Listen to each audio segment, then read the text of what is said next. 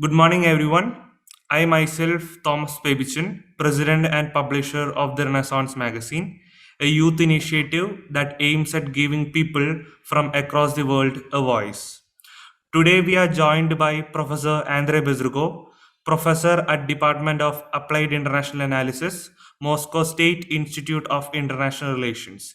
He is also a member of the Presidium of the Council on the Security and Defense Policy. So, sir, let's start the interview. Good morning. Good morning. So, my first question for you, sir, is after the announcement of the special operations, several nations slapped sanctions on Russia. Other nations either stood neutral or was staying silent. Was Russia expecting such mixed global reactions towards its special operation in Ukraine? In general, yes. We are quite clear that the United West will take a position which it took, and we are quite accustomed to that.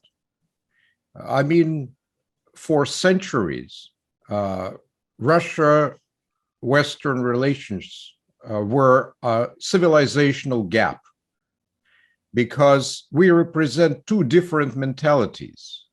Russia, with its appearance of the Western from, I would say, all other appearances country, in fact, is an Eastern country, simply because its political culture and its mentality is not Western at all, because it's clearly mixed with Muslim, with Buddhist, and other cultures, because there's from 140 something million people, Russian population as such represents majority, but not an overwhelming majority.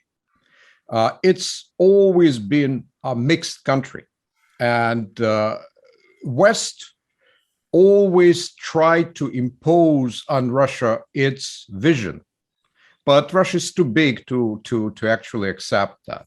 So the conflict that we have right now is a civilizational conflict, first of all, and it's not going to end tomorrow, even if the Ukraine conflict is over, because Ukraine belongs to actually the Russian, I would say not Russian, but Eastern space, majority of Ukraine, except for the Western Ukraine, which was always Catholic and which belonged to Poland for a very long time and previously to Austro-Hungarian Empire. So we expected that. And I think I would say something which is more fundamental. This conflict right now, and I think our listeners in India would understand it very, very well. If you look at how the world voted, in fact, on support or not support of Russia here, it's clearly that the Western world voted as United West, and all the world which at one point experienced colonial powers voted the other, because what we have right now is the last attempt from the West to maintain colonial rule. It's not a direct colonial rule, and I think Indians would know very, very well what it means, but it's having formal independence. We have digital imperialism and colonialism. We have technological colonialism. We have financial colonialism, because the West is keeping all the systems for itself. And it's the exchange that we have is absolutely not equivalent and fair. What Russia had for the last 30 years, when it lost during the Cold War, we had a semi-colonial regime which put Russia into the situation of, let's say, resource appendix to the West. We were losing talents, we were losing resources, and our system was in fact colonial through the oligarchy that was imposed on us.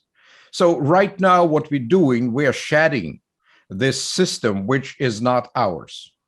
And I think what we see in the reaction of the whole world is the world does not want anymore to be a colonial addition to the West. Especially, sir, yes, your points are very well, relevant in the current scenario. Also, what do you think about this, Middle East nations like Saudi Arabia, UAE, and also the South Asia and Southeast nations like China, India, Pakistan, and all. These countries has either took a neutral stand or has took a pro-Russian stand during this conflict for this special operation, and especially the policy of Saudi Arabia and United Arab Emirates were they declined to take a phone call from the White House, but they were okay with speaking to the Russian President Vladimir Putin. So, how do you see that change in their policy, sir? There are a couple of aspects that you can mention here. First of all, purely from human, or I would say, aspect which relates to business, which relates to personal relations, which are quite important actually in the Middle East. In the relationships with Russia and with President Putin, we can say, and it's not we that say that, it's exactly the Arab nations and Saudis are saying that all that Putin promised was fulfilled. And from the West, they have constant game of, threats, then money plays, and they ask for one thing, then they don't deliver, and finally, what they basically they made a decision. I'm talking about Saudis, that the West and the United States, as the leader of the West, are not strong enough to count as a national security threat anymore. So what they have to do is to actually come to a sovereign, to independent policies, which put first the national interest of Saudi Arabia, and the national interest of Saudi Arabia is maintaining regional peace and making money from the resources they have. And they're not ready to play somebody else's game. Out of this game, they get nothing. That's the point. They have no nationalist interest in playing against Russia right now. So what do you think about the relationship between Russia and Israel? As after the beginning of the special operation, one of the major countries and the Prime Minister of Israel, Naftali Bennett, visited Vladimir Putin in Moscow before he was traveling to Ukraine. So how do you see Israel's foreign policy regarding this special operation in Ukraine? I have to probably, before we go into this, I will have to mention a few things that so our viewers would relate to this. First of all, in Israel right now, there is probably about 30% of formerly Russian population, which continues speaking Russian, has relationships with Russia and families there, and Israel and Russia have a lot of ties, business ties, but mainly personal ties. So making decisions about Russia and Israel is not a purely geopolitical choice. That's one thing. Second, Israel certainly does not want to take sides clearly here because it has its national interest in the region and in a wider region. And it's trying to conduct actually the policies that reflect national interests of Israel. But on the other side, and again, I would think that Indian viewers would relate to it very, very well. Let me talk about the conflict and the nature of this conflict. I was talking about the colonial world. And you clearly remember when the British, during the colonial rule, divided India into India and Pakistan, right?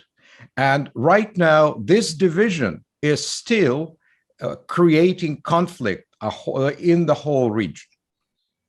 And India has to live with a power next door, which clearly is not very friendly.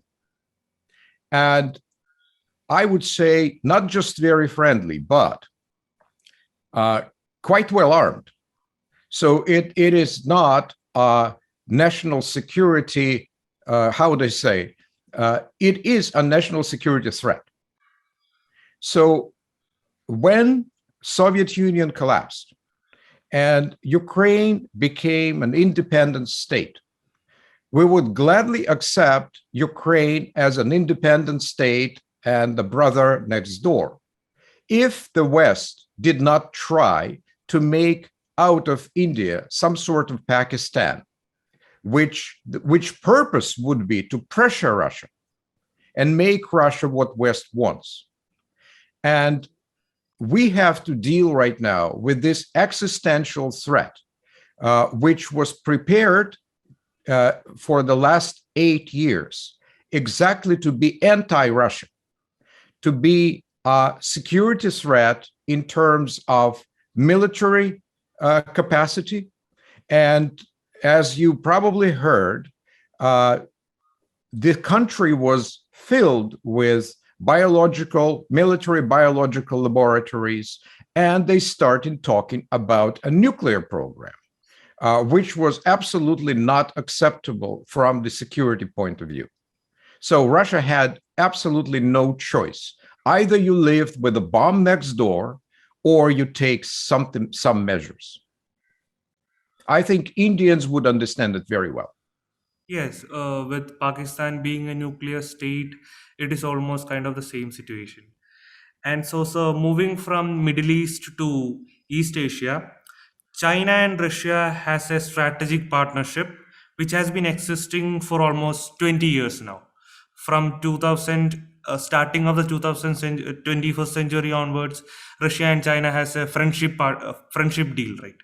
So, what all will be the implications of this special operation on Russia-China relations, and what will be the future of Russia-China bilateral relations? I don't think the operation will have a lot of impact on that relationship. The relationship is long term, simply because China and Russia in the current world facing the West are simply standing back to back. And Russia is comfortable that its border in the East is peaceful, and China needs resources, and that's why China needs Russia. And China needs Russia because it keeps the rear of China. And the Chinese policy is oriented, first of all, I would think, to the east and south. And Russia is comfortable with this position, with the growing trade, but I would not exaggerate that because, how would I say, it's a business partnership. The two cultures are very, very different. And actually, it's pretty good.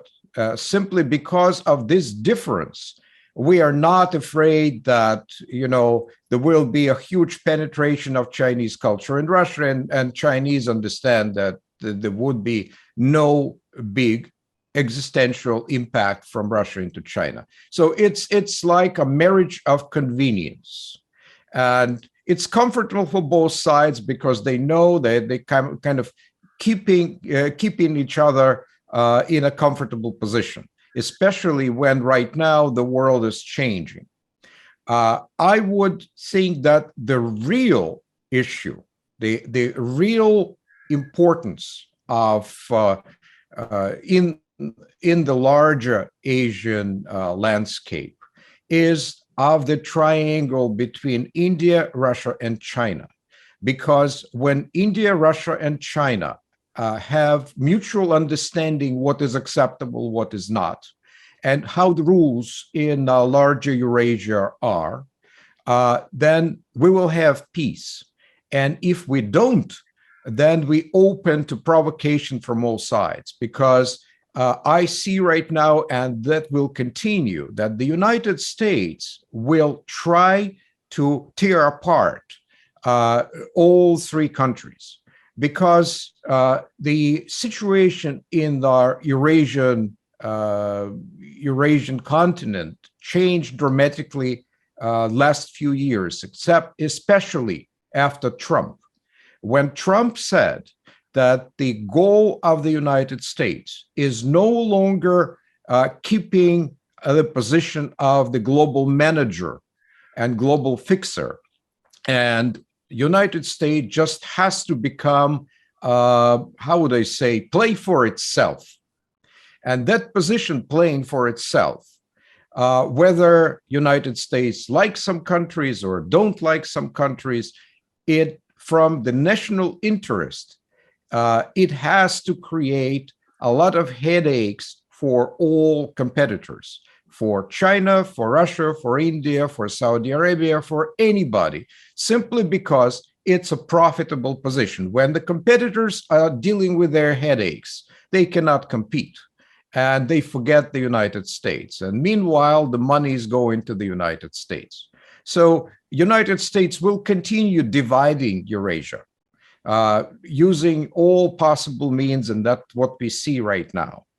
And what Eurasia has to do is to keep order in its own house. And it depends on the countries which are in Eurasia, and primarily India, Russia, and China. Whether we like it or not, this is the foundation of peace in Eurasia. Mr. Professor, you just mentioned about the trilateral relationship of Russia, India, China, and already there exists a format called Russia, India, China RIC format, which the heads of the nations and foreign ministers meet frequently to discuss trilateral relationship. How do you think Russia, India, China RIC format will get stronger post this conflict, and how do you think it will become an alternative for the Western hegemony? My take from this is that all three countries, which each of them has its clear national interests, and clearly nobody would expect that any of those three countries will play against its own national interests. But the main national interest right now is to make Eurasian continent a place for peace, first of all, and then for development. We need growth. We need productive growth. We need to build a new economy.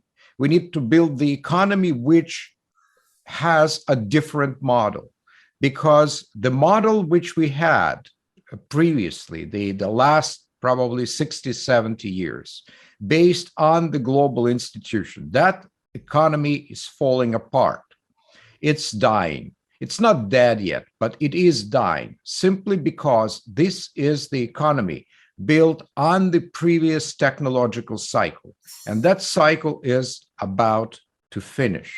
And we are facing a quite severe, I believe, structural economic crisis in the world. And this conflict precipitated that crisis. We will have food crisis, we will have energy crisis, and that crisis may tip the world into the general crisis situation. The world will not come out the same from this crisis. And right now, it's time to build a new economic system based on the national interest of the countries. And stability and peace in Eurasia will be the foundation of the fast growth, of the recovery. And obviously, we need trade. We need to build our own technological systems, because they clearly, let me just explore one concept with your listeners. Right now, when we have the global system built 70, 80 years ago weakening, and clearly the conflict precipitated that weakening, we will have the competition between big players in the world. Who will rule? Who will, I would say, not the rule, there will be no one country ruling, but who will be in the small club that will write the rules of the game? And clearly, Russia, China, and India will be in that club, regardless. And what we need to do is to understand that the world is dividing right now into several competing models and several competing blocks who will try to propose the most efficient model for development in the next technological cycle. Clearly, we have right now two players who are already proposing these models. First is an Anglo-Saxon one. And the Anglo-Saxon world, with Australia, and you remember the deal with the submarines, this is one techno-economic bloc, as we call them. China clearly is a bloc by itself. And for other players who do not have yet the critical mass to form the bloc, and it's pretty much everybody else, including Russia and India, including Brazil, including Saudi Arabia, including Iran, including Japan and Western Europe, they will have to make a decision with whom they build alliances, because in order to compete with China and the Anglo-Saxon bloc, you need much more critical mass, you need more technological capacity, and this capacity, none of those countries can achieve alone. So I think India and Russia eventually will have to form a strategic partnership in technology and in economy, maybe together with Iran, maybe together with countries like Turkey, Saudi Arabia, because they're close as an economic space. And only in this way we can compete with China and I would say, not even Western, Anglo-Saxon bloc, because we don't know the way Western Europe will go. So I think the relationship between Russia and India are absolutely strategic right now, because together we have enough critical mass in terms of science, in terms of technology, in terms of economy, to build a group which will, I would call it, as new non-alignment movement. I would say technological non-alignment, because we need to have our common platforms and standards which allow us to be independent from either China or United States in terms of technology, science, systems, because as you see, all these systems, all these technological platforms eventually will be used to undermine national security if you don't have your own platforms. We clearly see, looking at sanctions, we clearly see that once you use the technological platforms and technological system of adversaries, they will be a Trojan horse into your country. So, Mr. Professor, as you mentioned few minutes ago, the West has slapped a lot of sanctions on Russia right now, as Russia is now the most sanctioned country in the world, and Russia has some of the Russian banks has also been out of the SWIFT system of internet banking.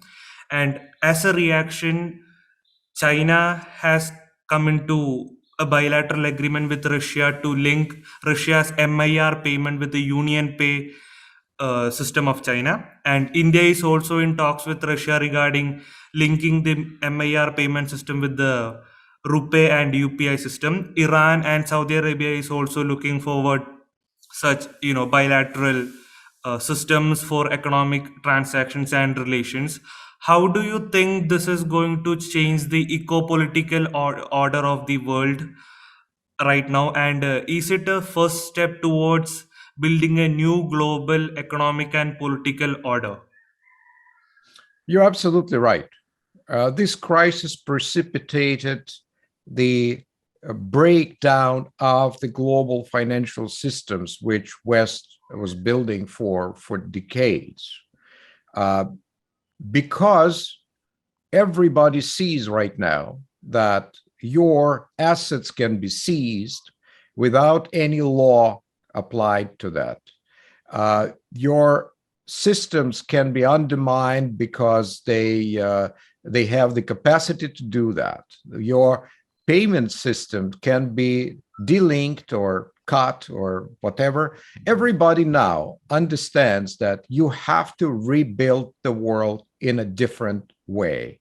So obviously, India and Russia and China and Iran will right now use different systems. They will build them quite quickly. I think foundation of those systems are already there. Technologically, we have, and Russia and India and China have capacity to do that quite quickly.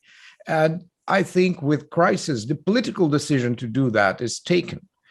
So in very, very quickly, we will see the appearance of absolutely different configuration. And unfortunately, and this is unfortunate, as any crisis, the, I would say, tactical victory of the West in destroying those systems, destroying Russian capacity to rely on the SWIFT and others,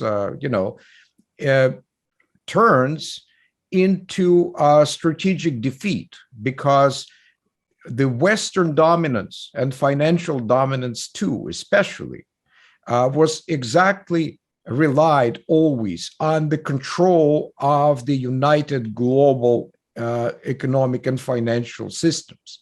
And those systems are gone. They will be gone very, very quickly because everybody sees that they're not reliable. Yes, sir.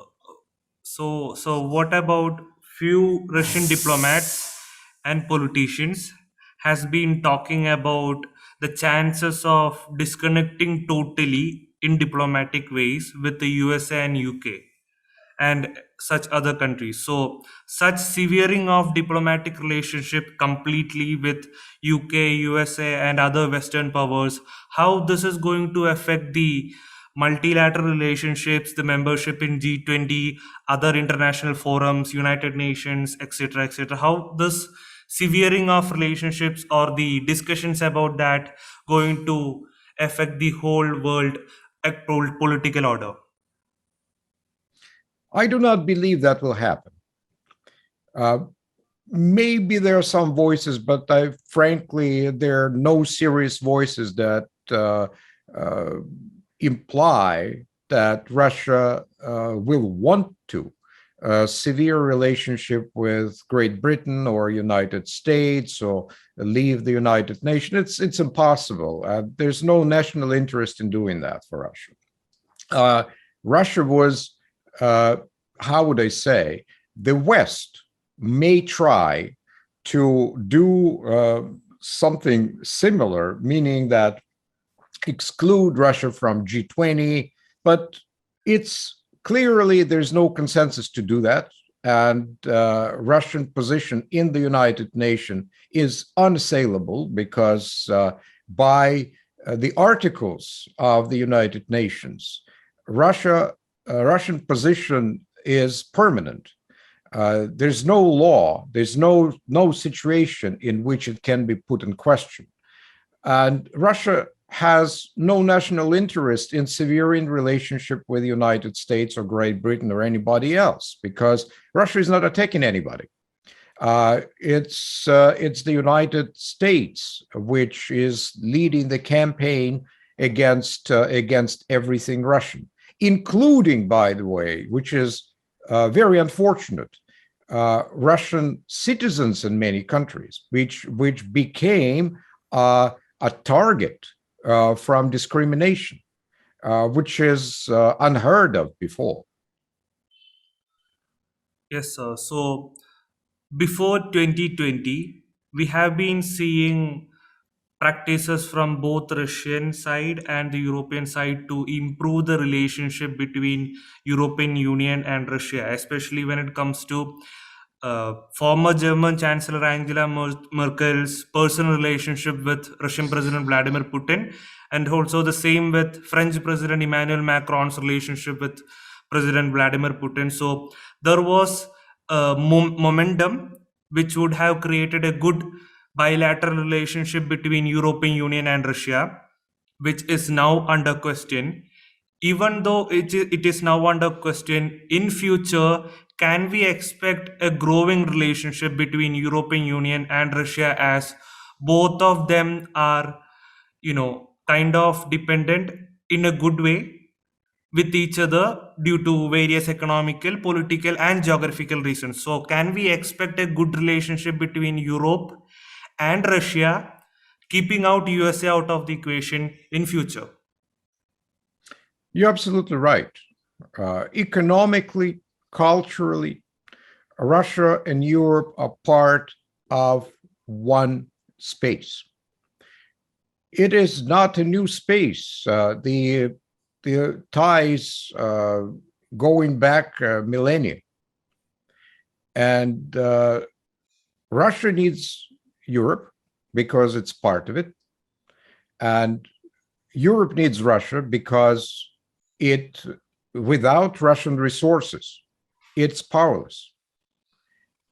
And what we see is a definite and long-term policy of, I would say, of Anglo-Saxon world, because we lived through centuries when Great Britain was trying to play Russia and Germany, Russia and France against each other.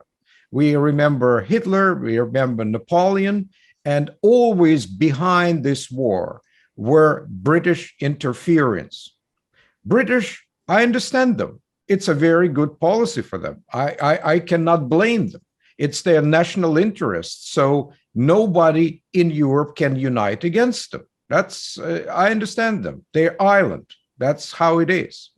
And the same policy is conducted right now by the United States, because an alliance between Western Europe, particularly Germany and Russia, would create such a powerhouse in Europe, which will be a great competitor for the United States.